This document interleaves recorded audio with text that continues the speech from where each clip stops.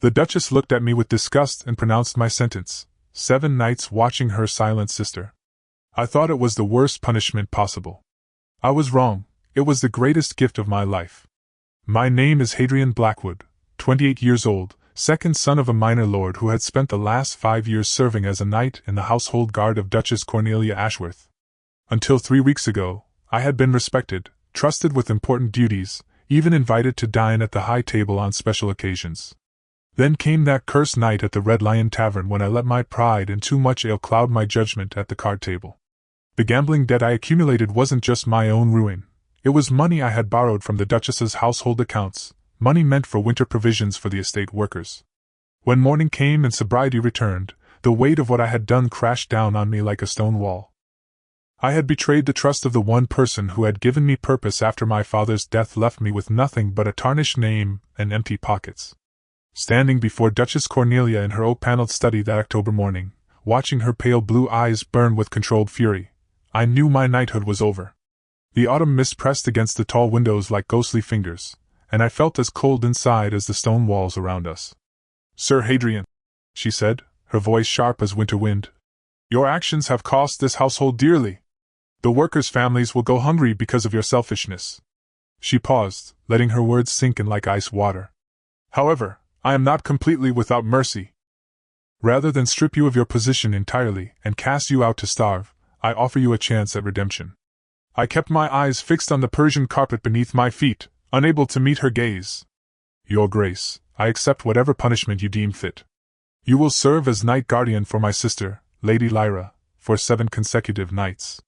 You will ensure her safety, see to her needs, and report any concerns to me each morning." The Duchess moved to the window, her silk gown rustling against the cold glass. "Perhaps watching over someone truly innocent will remind you what honor actually means. I had heard whispers about Lady Lyra Ashworth, of course. The servants spoke of her in hushed tones, calling her the silent sister, the one who hadn't spoken a word in over 3 years. Some said she was touched in the head, others claimed she was cursed. What I knew for certain was that she was 24 years old, unmarried, and considered a burden by most of the family. In my arrogance, I assumed this assignment would be mind-numbingly dull, 7 nights of sitting outside a madwoman's door, counting the hours until dawn. How wrong I was. That first evening, as the October sun disappeared behind heavy clouds and the manor settled into its nightly quiet, I made my way to the east wing where Lady Lyra's chambers were located. The corridor was dimly lit by flickering candles and wall sconces, their shadows dancing on the tapestries that depicted scenes of long-dead Ashworth ancestors in their moments of glory.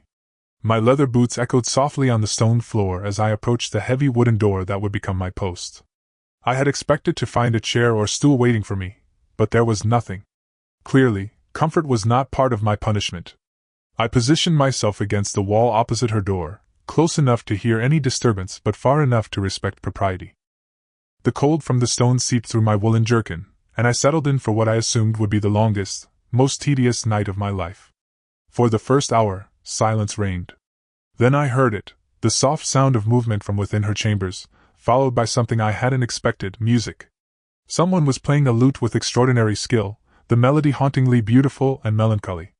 The notes seemed to float through the heavy door like whispers from another world, each one perfectly placed, each phrase building on the last to create something that made my chest tighten with emotion I couldn't name. I found myself leaning closer to the door, straining to hear every note. The music spoke of longing, of dreams deferred, of a soul crying out in the only language it had left. When the song finally ended, the silence that followed felt deeper than before, almost sacred. Minutes passed. Then the music began again, a different tune this time, lighter but no less skillful. I realized with growing amazement that this was no madwoman behind that door. This was someone with extraordinary talent, someone whose silence was clearly a choice rather than an affliction. Near midnight I heard footsteps approaching from the main corridor. A young maid appeared, carrying a silver tray with what appeared to be tea and small cakes. She looked surprised to see me there. "Sir Hadrian?" she whispered, her eyes wide with curiosity. "I didn't know, that is, I'm bringing Lady Lyra her nightly refreshments." "Proceed," I said quietly, straightening to my full height. "I'm here on the Duchess's orders." The maid knocked softly on the door. "Lady Lyra? It's in with your tea." The door opened just wide enough for a pale hand to emerge and take the tray. In that brief moment, I caught a glimpse of dark hair and the edge of a blue velvet gown, but nothing more. The door closed again with barely a sound, and curtsied to me nervously and hurried away, leaving me alone with my thoughts and the lingering scent of lavender that had drifted from the room. I found myself wondering what Lady Lyra looked like, what had caused her to retreat into silence, and why her music carried such profound sadness. The rest of that first night passed without incident, but I was far from bored. Every small sound from her chambers drew my attention: the whisper of fabric, the soft footfall, the occasional turning of what I assumed were book pages. This was not the empty-headed invalid I had expected, but someone very much alive and aware. When dawn finally broke through the tall windows at the end of the corridor, painting everything in shades of gold and amber, I felt oddly reluctant to leave my post. The Duchess had instructed me to report to her each morning, so I made my way back through the awakening manor to her study. "Well?" she asked without looking up from the correspondence she was reviewing. "How did you find your first night of penance?" "Uneventful, Your Grace," I replied, though that was far from the truth. Lady Lyra remained in her chambers. There were no disturbances. She glanced up at me with those sharp blue eyes. "Good. Perhaps by the end of 7 nights, you will have learned the value of quiet reflection and duty." She returned to her letters with a dismissive wave. "You're dismissed until sunset." As I made my way to my own modest quarters in the servants' wing, I couldn't shake the memory of that haunting music or the questions it had raised in my mind. Have you ever discovered someone was completely different from what you expected? Let me know in the comments what you think about first impressions, because what I was about to learn about Lady Lyra would change everything I thought I knew about silence, strength, and the power of a soul that refuses to be broken. The second night brought an unexpected development. I had positioned myself at my usual spot against the stone wall when I heard the soft click of a door latch. But it wasn't Lady Lyra's door. It was a smaller door further down the corridor that I hadn't noticed the previous evening. From it emerged a figure in a dark cloak, moving with purposeful silence toward the main staircase. My training as a knight kicked in immediately. Someone was moving through the manor at night without proper escort or announcement. I followed at a careful distance, my hand instinctively moving to the hilt of my sword.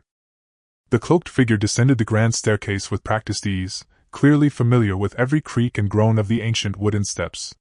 The chase led me through the main hall, past the enormous fireplace where dying embers still glowed like watching eyes, and out through a side door into the manor's extensive gardens. The October night was crisp and clear, with a full moon casting everything in silver light. The figure ahead of me moved along a winding path between carefully manicured hedges, past the ornamental fountain that tinkled softly in the stillness. When the figure finally stopped beside a small pond at the far end of the garden, I positioned myself behind a large oak tree to observe. What I saw made me question everything I thought I knew about my assignment. The figure lowered her hood, revealing a cascade of dark auburn hair that caught the moonlight like spun copper. It was Lady Lyra, but she looked nothing like the invalid I had imagined. She was tall and graceful, with delicate features and eyes that seemed to hold depths of intelligence and feeling. She moved to a stone bench beside the pond and sat down, pulling what appeared to be a leather-bound journal from beneath her cloak. For the next hour, I watched in fascination as she wrote by moonlight, occasionally pausing to gaze up at the stars or to listen to the night sounds around her. There was something profoundly peaceful about her presence, yet also deeply solitary.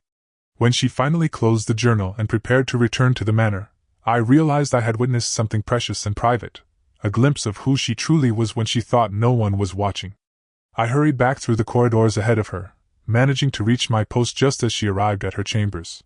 She paused before her door and, for just a moment, turned to look directly at me. Our eyes met across the dimly lit corridor, and I saw a flicker of surprise followed by something that might have been curiosity. Then she disappeared into her room without a sound. The third night, I decided to take a different approach. Instead of simply standing guard, I brought a small stool I had found in one of the storage rooms and positioned it where I could sit more comfortably while still maintaining my watch. I also brought a book, a collection of poetry I had borrowed from the manor's library. Around 10 o'clock, I heard the familiar sound of her lute beginning its nightly concert. This time, however, I noticed something different. The melody she played was one I recognized, a traditional ballad about lost love and redemption. Without thinking, I began to hum along very softly, matching her tempo and phrasing. The music stopped abruptly. I held my breath, wondering if I had overstepped some invisible boundary. Then, after a long moment, she began playing again. This time, she played the same melody but with subtle variations, as if she were responding to my humming, acknowledging my presence in the only way she could. When the song ended, I took a chance. "That was beautiful," I said quietly, just loud enough for her to hear through the door. "Thank you?" Silence stretched between us, but it felt different now, charged with possibility rather than emptiness. Then I heard something that made my heart race, the soft sound of footsteps approaching the door from inside. The door opened just a crack, and I caught a glimpse of one green eye studying me with intense curiosity. We looked at each other for several heartbeats, neither moving nor speaking. Then the door closed again, but I felt as though something fundamental had shifted between us. The fourth night brought rain, a steady, gentle precipitation that drummed against the windows and created a cocoon of intimacy around the entire east wing. I had taken to bringing small comforts with me, a cushion for my stool, a warm wool blanket, and tonight, a thermos of hot tea that I had prepared in the kitchens. When Lady Lyra's evening music began, I noticed she had chosen pieces that seemed to match the rhythm of the rain. Each note seemed to dance with the water droplets against the glass, creating a symphony of natural and human-made harmony that was utterly enchanting. Halfway through her performance, I heard her pause. Then came something I hadn't expected, a soft knock on her door from the inside. I stood immediately, unsure what this meant. "Sir Hadrian?" came a voice so quiet I almost thought I had imagined it. It was the first time I had heard her speak, and her voice was like warm honey, slightly hoarse from disuse but undeniably beautiful. "Yes, my lady?" I replied, moving closer to the door. Are you comfortable out there? In the rain and cold?" The concern in her voice caught me completely off guard. Here was someone the entire household treated as a burden, worrying about my comfort, while I stood guard outside her door. "I am well provided for, my lady. Thank you for your consideration." Another long pause. Then, "There's a small chair in my sitting room. If you would prefer, that is, if it would be more comfortable for you to wait inside. I give you my permission." The offer was completely inappropriate by all social standards. An unmarried lady should never be alone with a man in her private chambers, especially at night. But something in her tone told me this wasn't about propriety. It was about human kindness, about one person recognizing another's discomfort and wanting to help. "That's very generous, my lady, but I must maintain proper protocols." "Your reputation must remain beyond reproach." "My reputation," she said with what sounded like bitter amusement, "is already considered quite beyond redemption by most standards." Before I could respond to that startling statement, she continued, "But I understand your position. Perhaps we might compromise? There's a small alcove just around the corner from my door, near the window seat. It would provide you better shelter from the draft while still maintaining appropriate distance." I found the alcove she mentioned, a cozy nook with thick cushions on a built-in bench beneath a large window that overlooked the gardens. It was indeed much warmer and more comfortable, while still allowing me to see her door clearly. "Thank you, my lady. This is much improved." "I'm glad," came her soft reply. "Sir Hadrian?" "Yes?" "What book were you reading last night? I could see you had one when the candlelight caught the pages." I looked down at the poetry collection in my hands. "Verses by Thomas Gray, my lady. I find poetry helps pass the quiet hours." "I know that collection," she said, and I could hear genuine interest in her voice. "There's a particular piece about a country churchyard that I've always found moving." "Elegy written in a country churchyard," I said. "One of my favorites as well." What followed was the most unexpected conversation of my life. Through the closed door between us, Lady Lyra and I discussed poetry, literature, music, and philosophy with an ease and intelligence that left me amazed. Her observations were thoughtful and original, her knowledge extensive and deep. This was no simple-minded invalid, but one of the most cultivated minds I had ever encountered. As the night wore on and our conversation continued, I found myself completely forgetting the circumstances that had brought me here. I was no longer a disgraced knight serving penance, and she was no longer the silent sister of local legend. We were simply two people discovering an unexpected connection, sharing thoughts and ideas across the barrier that society had placed between us. When dawn began to lighten the windows, we both fell quiet, as if acknowledging that our magical interlude was coming to an end. "Sir Hadrian," she said finally, her voice barely above a whisper. "Yes, my lady?" "Thank you for treating me as though my thoughts matter. It's been a very long time since anyone has done that."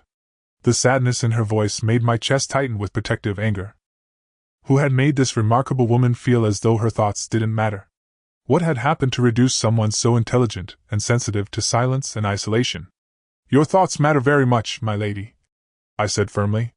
Anyone who has convinced you otherwise is a fool.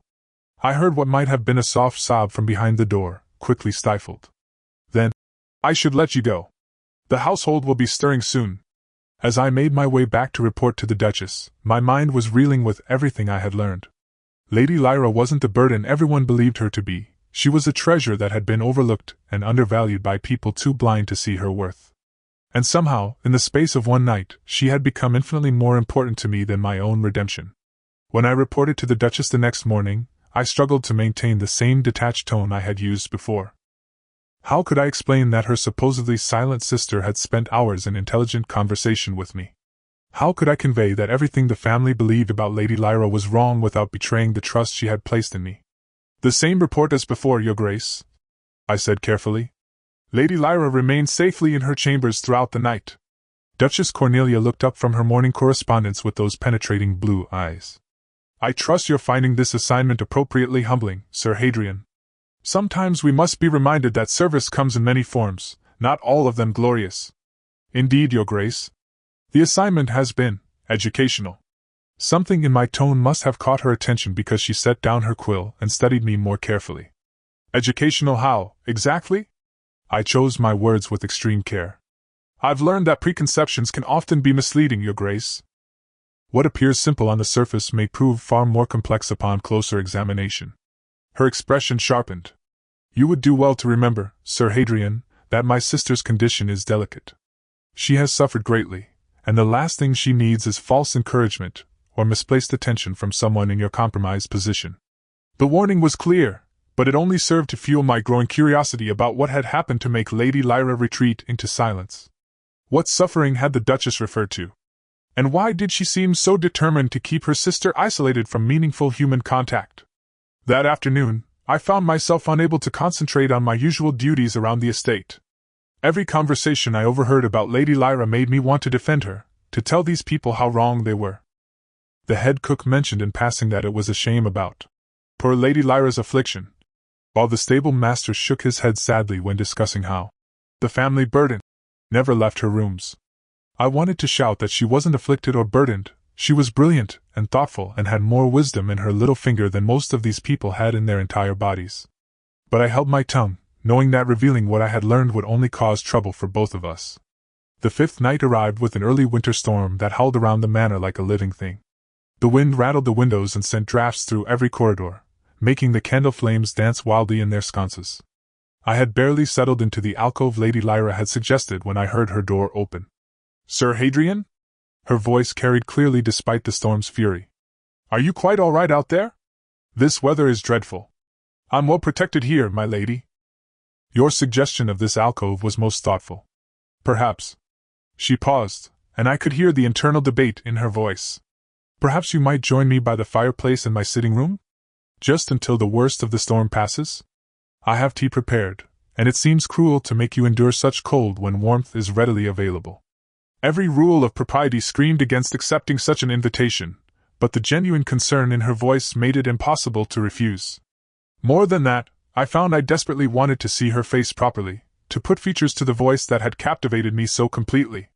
If you're certain it would be appropriate, my lady. I'm certain that kindness matters more than convention, she replied firmly. Please come in. I stood before her door for a moment, my hand hovering over the brass handle. Once I crossed this threshold, there would be no going back to the simple assignment I had thought this was. But the truth was, that assignment had already transformed into something far more meaningful than mere punishment. When I opened the door and stepped inside, I felt as though I was entering another world entirely. Lady Lyra's chambers were nothing like what I had expected. Instead of the stark, institutional feel I had imagined, her rooms were warm and inviting, filled with books, musical instruments, and beautiful tapestries that depicted scenes of nature and mythology. A fire crackled cheerfully in the hearth, casting dancing shadows on walls lined floor to ceiling with volumes in multiple languages. And there, standing beside a small table set with delicate china and steaming tea, was Lady Lyra herself. She was even more beautiful than I had glimpsed in the moonlight, but it was a beauty that went far deeper than mere physical appearance. Her auburn hair fell in gentle waves past her shoulders, and her green eyes held depths of intelligence and feeling that took my breath away. She wore a simple gown of deep blue wool that brought out the copper highlights in her hair, and when she smiled, actually smiled, at me, I felt something shift permanently in my chest. "Please sit," she said, gesturing to a comfortable chair near the fire. "You must be frozen through." As I settled into the chair, accepting the cup of tea she offered, I marveled at how natural this felt. There was no awkwardness, no sense of impropriety, only the comfortable intimacy of two people who had already shared their thoughts, and now had the opportunity to share physical space as well. "I hope you don't think poorly of me for extending this invitation," she said, taking the chair across from me. "I know it goes against all proper protocol. I think you're the most considerate person I've ever met," I replied honestly. "You've shown more concern for my comfort than people I've served for years." A shadow crossed her features. "Perhaps that says more about the people you've served than about my own character. May I ask you something, my lady?" She nodded, wrapping her hands around her teacup as if drawing warmth from it. "Why did you stop speaking? The entire household believes you cannot speak, but clearly you can. You speak beautifully." For a long moment she stared into the fire, and I worried I had overstepped. When she finally answered, her voice was so quiet I had to lean forward to hear her. 3 years ago, I was engaged to be married. The arrangement had been made by my father before his death, and Cornelia was determined to see it through. Lord Pemberton he was not a kind man." She paused, taking a shaky breath. "The night before our wedding, he came to my chambers drunk and tried to force himself upon me." My hands clenched involuntarily around my teacup, and I felt a surge of protective rage so strong it made me dizzy. "I fought him off," she continued, "and ran screaming through the manor. When I told Cornelia what had happened, she said I was hysterical, that I had misunderstood Lord Pemberton's intentions, that I was jeopardizing an important alliance with my wild accusations." "She didn't believe you," I said, my voice tight with anger. "Worse than that. She said that even if it were true, it was my duty to endure whatever my husband required of me. She said that respectable ladies don't make such scenes over trifling matters." Lady Lyra's voice broke slightly.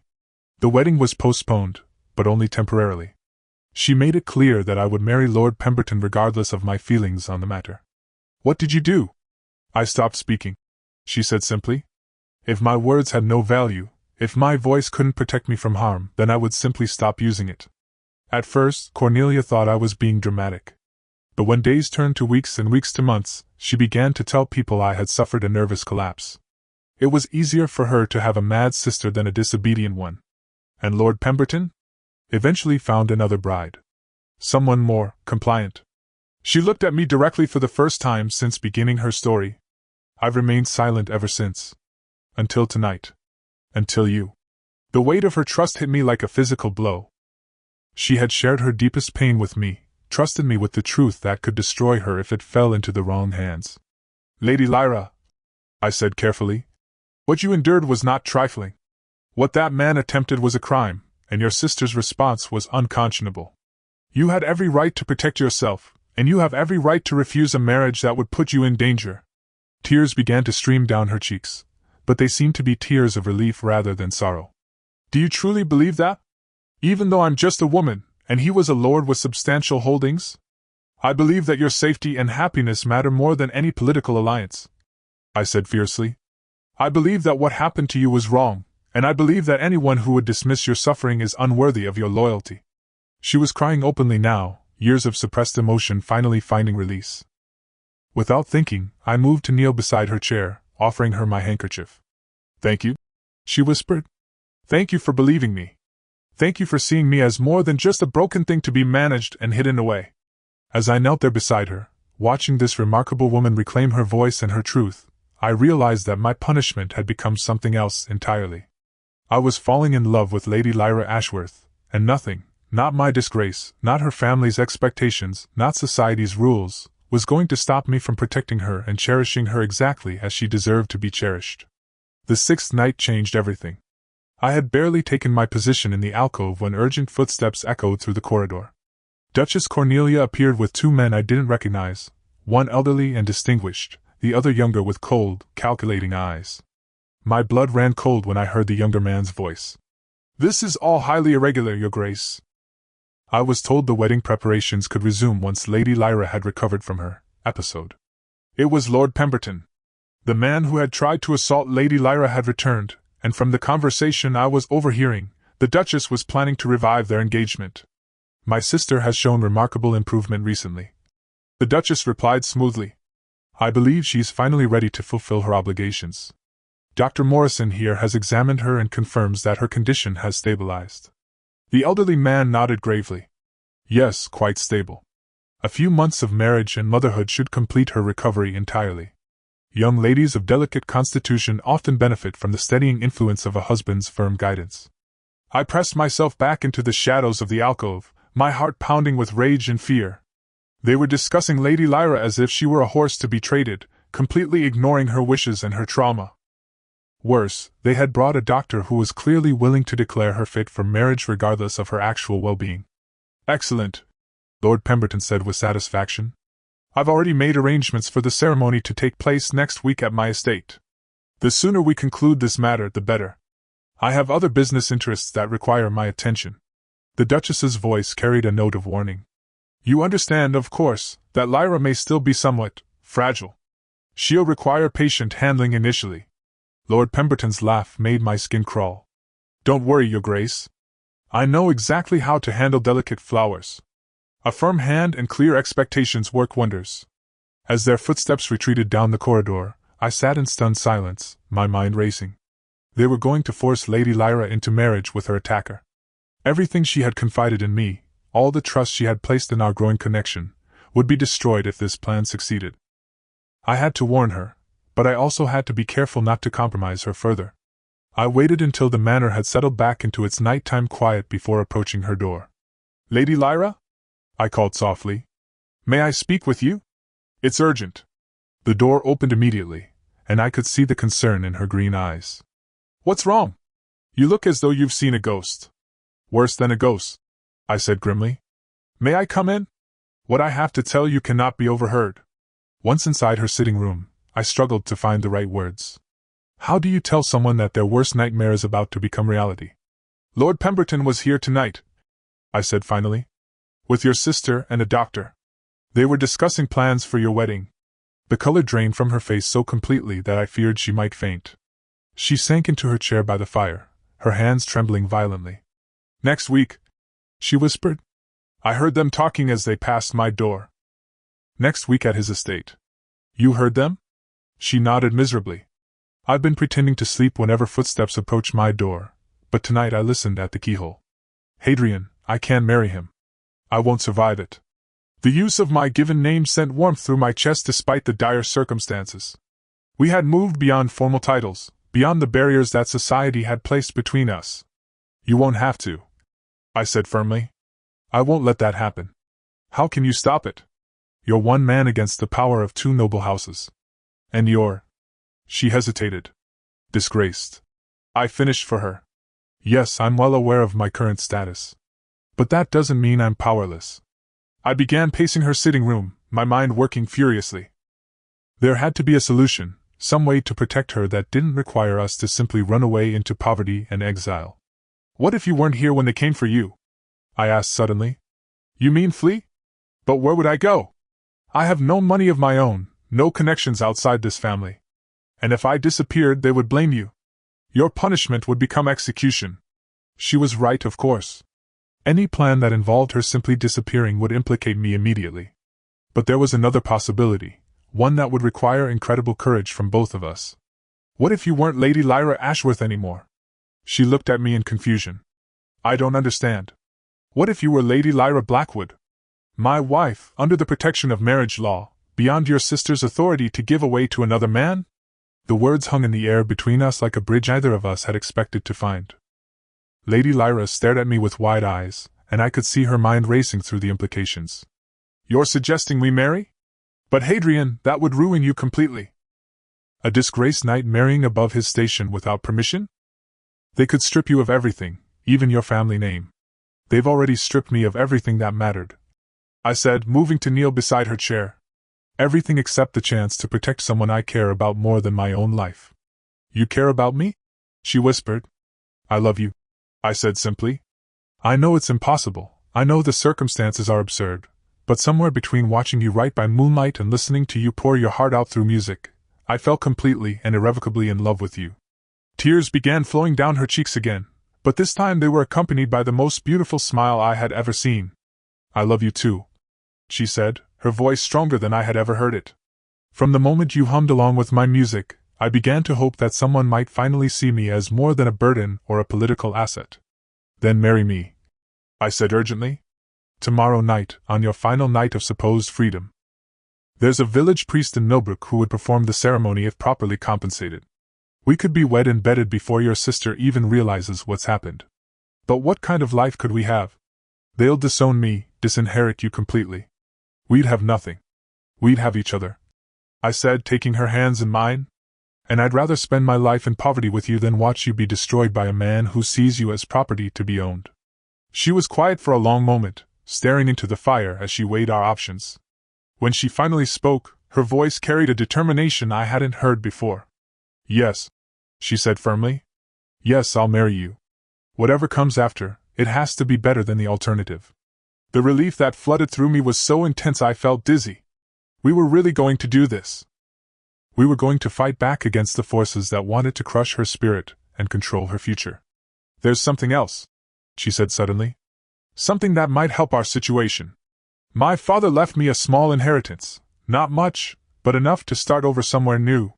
Cornelia doesn't know about it because it was arranged privately through a London solicitor. We wouldn't be completely destitute." Hope began to bloom in my chest. Maybe this wasn't a doomed romantic gesture after all. Maybe we actually had a chance at building a real life together.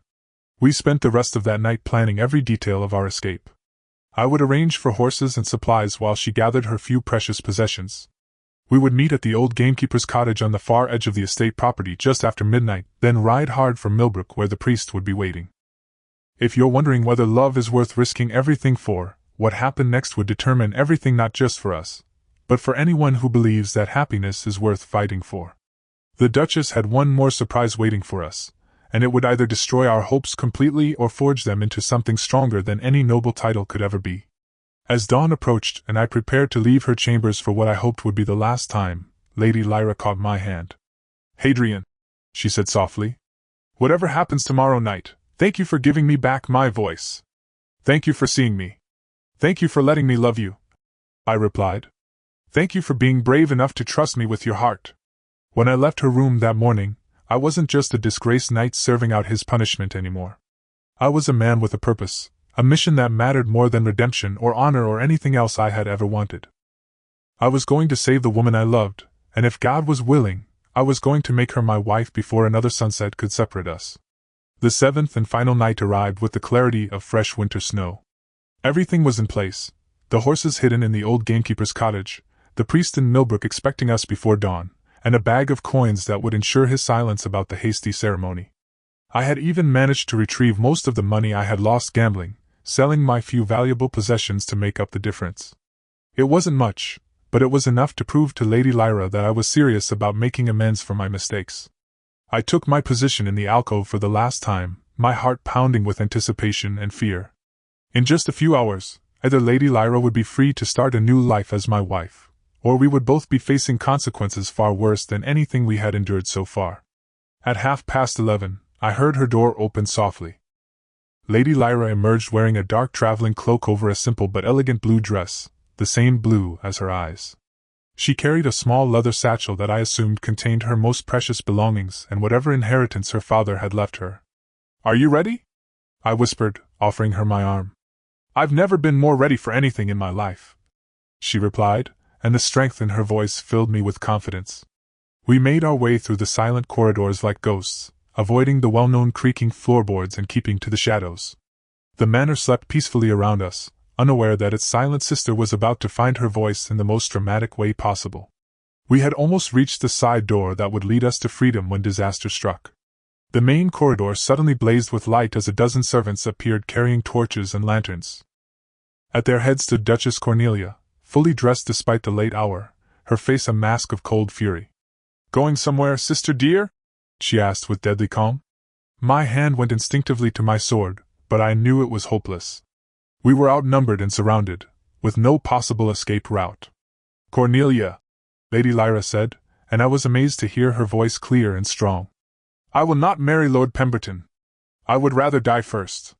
How touching, the Duchess replied. You've found your voice again. Unfortunately, you've also found yourself in the company of a disgraced thief who has clearly poisoned your mind against your family's wishes. Hadrian has shown me nothing but kindness and respect, Lady Lyra said fiercely. More than I've received from my own blood. Kindness? The Duchess laughed bitterly. Is that what you call seducing a vulnerable woman to escape the consequences of his crimes? Did he tell you he loves you, Lyra? Did he promise you a better life?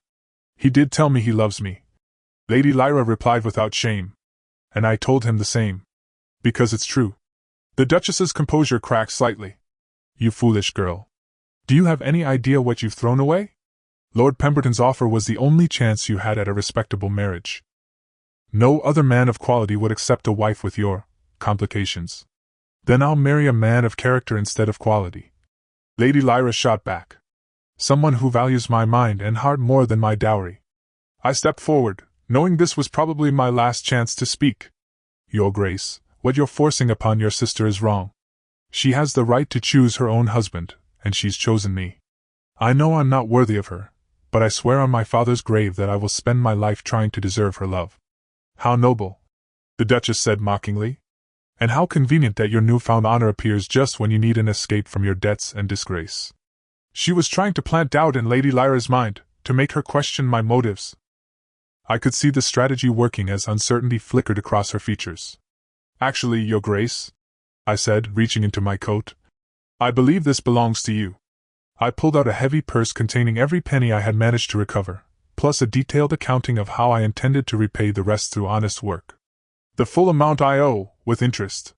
I'm not running from my obligations, I'm trying to fulfill them while also protecting someone I love from a forced marriage to a man who has already proven himself dangerous to her.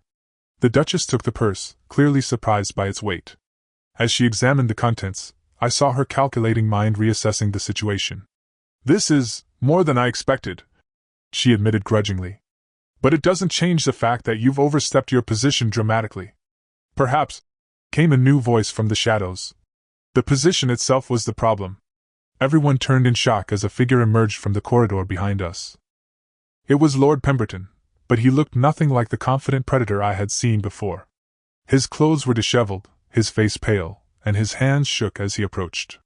I came early to finalize the wedding arrangements, he said, his voice hoarse. But I've been standing in that alcove for the past hour, listening to everything. Every word. Lady Lyra shrank back against my arm, but Lord Pemberton held up his hands in a gesture of surrender. Lady Lyra, he said, unable to meet her eyes, I owe you an apology that can never be adequate. What I did 3 years ago was unconscionable. I was drunk, yes, but that's no excuse. I behaved like an animal, and I've regretted it every day since. The Duchess looked stunned. Lord Pemberton, surely you're not suggesting. I'm suggesting that I was a fool and a brute, and that Lady Lyra deserves far better than anything I could offer her. He interrupted. I release her from our engagement completely. More than that, I withdraw my suit entirely. She should be free to marry where her heart leads her. The silence that followed was broken only by the sound of Lady Lyra's quiet sobs, tears of relief and vindication after years of being told that her trauma was imaginary.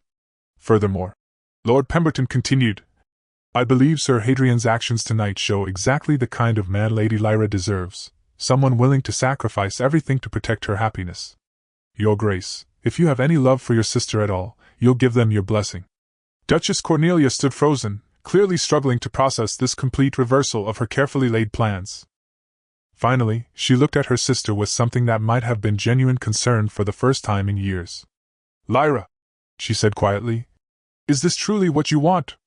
To give up your title, your inheritance, your place in society for this man? I've never wanted anything more, Lady Lyra replied without hesitation. Hadrian has given me back my voice, my courage, and my hope for the future. What more could any inheritance offer me? The Duchess was quiet for a long moment, studying both of us with those sharp blue eyes. When she finally spoke, her voice carried a note of sadness and perhaps regret. Then God help you both, she said, because you're going to need divine intervention to make this work. She paused, then added more softly, but perhaps love is worth the risk. 3 months later, as I write this story by the fire in our small but comfortable cottage in the countryside, I can tell you that love is indeed worth every risk we took. Lady Lyra, now Lady Lyra Blackwood, has blossomed into the remarkable woman she was always meant to be. Her voice has returned fully, along with her laughter, her music, and her joy in life. We were married that very night by the village priest in Millbrook, with Lord Pemberton himself serving as witness and even providing a generous wedding gift to help us start our new life. The Duchess, true to her word, allowed Lyra to access her inheritance, and with it we've built something neither of us expected, not just a marriage, but a true partnership based on mutual respect and understanding. My punishment was to watch over the silent sister of the Duchess for 7 nights. What I found instead was my salvation, my purpose, and the love that would define the rest of my life. Sometimes the worst punishment becomes the greatest gift, and sometimes the person everyone considers broken is actually the one who can make you whole. If this story has touched your heart the way Lyra touched mine, please subscribe for more tales of love conquering impossible odds. Because in a world that often seems determined to keep people apart, sometimes love really is strong enough to overcome everything.